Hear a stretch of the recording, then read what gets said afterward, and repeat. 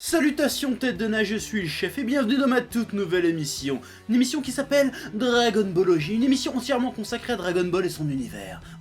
Ouais, c'est pas spécialement original, mais le nom est grave cool. Pourquoi donc créer une émission spécialement consacrée à Dragon Ball, tu dois sans doute te demander.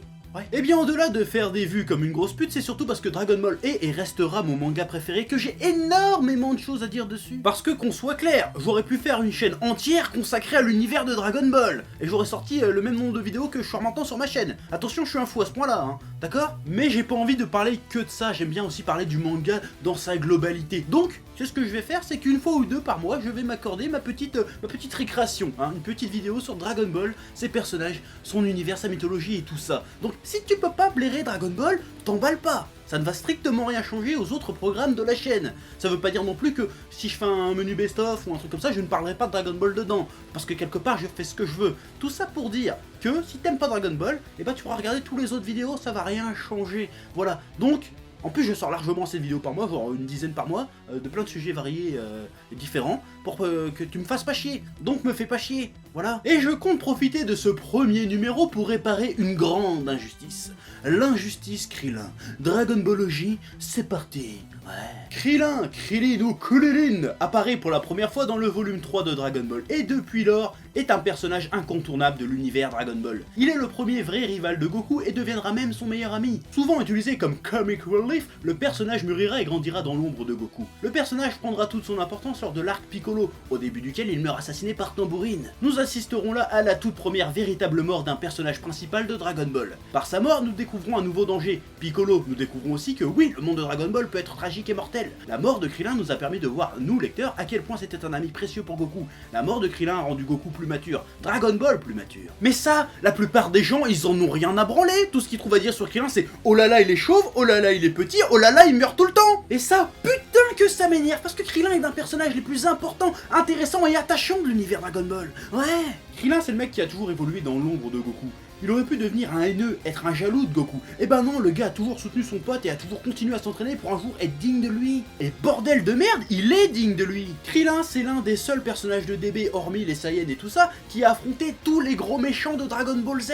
Et à chaque fois, même s'il les a pas vaincus ou qu'il les a pas blessés gravement, il les a suffisamment fait chier pour qu'ils le remarquent et reconnaissent sa valeur. Il a affronté Piccolo, il s'est tellement bien défendu que Piccolo s'est dit après le combat, je vais devoir me méfier, peut-être que je vais pas conquérir la Terre si facilement finalement. Il a affronté Nappa et Vegeta et va être l'un des seuls survivants alors que tous les autres se sont fait quasi one shot. Il a même affronté le commando Ginyu, il s'est même frité direct contre Freezer et en plus c'est le premier à le blesser. Frieza va même lui chourer sa technique du Kienzan vers la fin. Il a même affronté Cell Perfect, bon il s'est fait défoncer à chaque fois mais le gars il est toujours allé au charbon. Et il y est pas allé parce qu'il pensait avoir une chance, non, il y allait parce que c'était son devoir de se battre aux côtés de ses frères d'âme pour protéger la Terre. Ouais. Krillin c'est un bon gars, plein de bonne volonté et c'est aussi l'un des seuls qui parvient à compenser son manque de puissance par son ingéniosité. C'est le seul qui utilise ses différentes techniques intelligemment. Boum, un coup de Taioken pour aveugler Dodoria sur Namek. Bim, j'invente le Kiko à tête chercheuse. Bim, j'invente le Kenzan. Bim, j'invente le Kiko à fragmentation pour exploser les Sabaimen. Bon, tu me diras certainement aussi que Tenshin aussi a pas mal de techniques cool et inventives. Mais passer Piccolo, il sert plus à que dalle, alors que Krillin, lui, il compte dans les vrais bails. Krillin, c'est aussi, et ça tout le monde a tendance à l'oublier, l'autre mentor de Gohan. Son tonton coulesquement chauve avec qui il aura bravé 1000 dangers. Krillin, ça a toujours été cette espèce de représentant de l'humanité au milieu de tous ces cyborgs, tyrans galactiques et autres aliens aux cheveux brillants. Krillin, c'est aussi l'un des seuls personnages de la Team Z en dehors de Goku qui a réussi à se bâtir une petite vie paisible et pépère, hein, avec femme et enfant, hein, c'est même lui qui a réussi à choper la meuf la plus bonne de toutes DBZ. Qu'est-ce que tu vas faire? Bon et là tu vas sûrement me dire, ouais mais s'il est si cool et si important, pourquoi il meurt si souvent, hein? Déjà, il est mort que 3 fois seulement.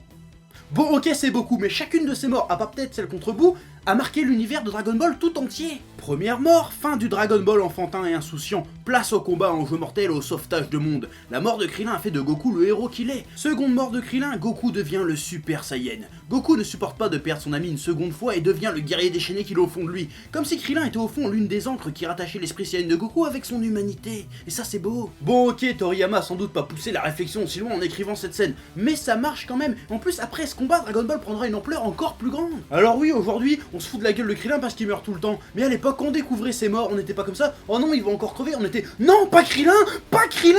Donc pourquoi on se souvient de Krillin surtout pour ses morts? Bah parce que putain, c'est un personnage important, bordel. Parce que c'est un personnage qu'on aime et qu'à chaque fois qu'il meurt, ça provoque un putain de bouleversement dans Dragon Ball. Quand c'est ces connards de Tenshin ou cette lopette de Yamcha, on en a rien à branler. Mais quand c'est Krillin, c'est toujours mémorable. Même sa mort dans Dragon Ball GT, elle est stylée, bordel. Bon, sauf la mort contre Boo, parce qu'on la voit pas vraiment, donc voilà. Au final, si ces morts comptent tant, c'est parce que Krillin fait partie intégrante de la mythologie Dragon Ballesque. Ces morts sont marquantes, certes, et je suis un peu triste qu'on se souvienne que de lui pour ça, parce que pour moi, sa vie, sa personnalité, son histoire, son impact dans l'univers Dragon Ball sont encore plus marquants que ces morts. Moi, quand je vois Krillin, je vois pas juste un petit chauve sans nez qui crève tout le temps, non, je vois un autre grand héros de Dragon Ball. Ouais. Alors n'oubliez pas, Dragon Ball, c'est la vie. Allez, maintenant je me casse.